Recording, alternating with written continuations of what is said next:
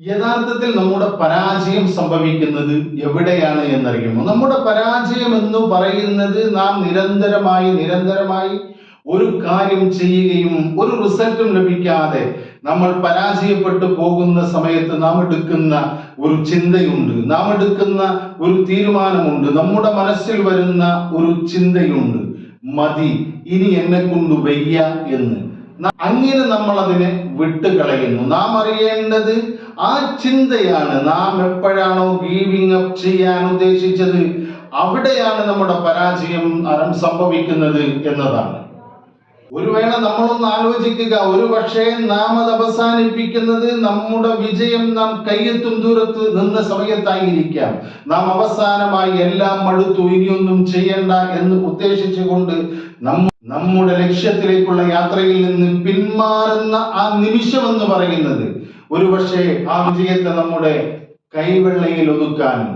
നമസ്കാരം, ഞാൻ ഷംസുദ്ദീൻ കുന്നത്ത്. ജീവിതത്തിൽ വിജയിക്കാൻ സഹായിക്കുന്ന ഇത്തരം പോസിറ്റീവായ കാര്യങ്ങളാണ് നമ്മൾ നമ്മുടെ ഈ ചാനലിലൂടെ ഡിസ്കസ് ചെയ്തുകൊണ്ടിരിക്കുന്നത്. തുടർന്നും ഇത്തരത്തിലുള്ള ചിന്തകൾ ലഭിക്കുന്നതിന് വേണ്ടി ചാനൽ സബ്സ്ക്രൈബ് ചെയ്യുക, ലൈക്ക് ചെയ്യുക, കമന്റിൽ അഭിപ്രായം രേഖപ്പെടുത്തുക, മറ്റുള്ളവർക്ക് ഷെയർ ചെയ്ത് നൽകുക. പരാജയം എന്നത് വിജയത്തിന്റെ വിപരീത പദമല്ല.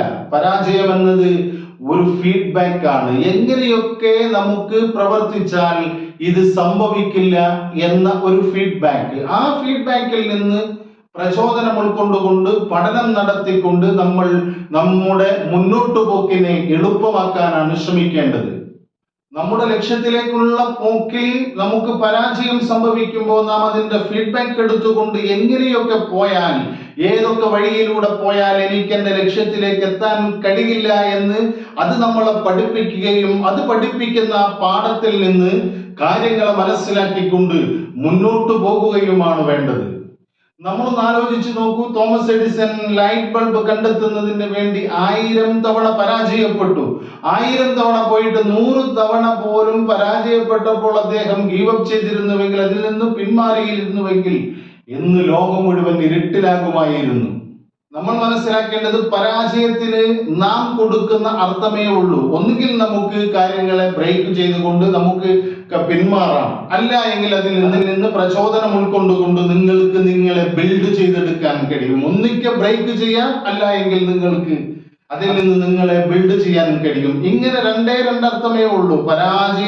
പരാജയത്തിൻ്റെതായ അർത്ഥമല്ല, അതിനെ എങ്ങനെ നമ്മൾ നോക്കിക്കാണുന്നു എന്നതാണ് പരാജയത്തിന്റെ അർത്ഥമെന്ന് പറയുന്നത്.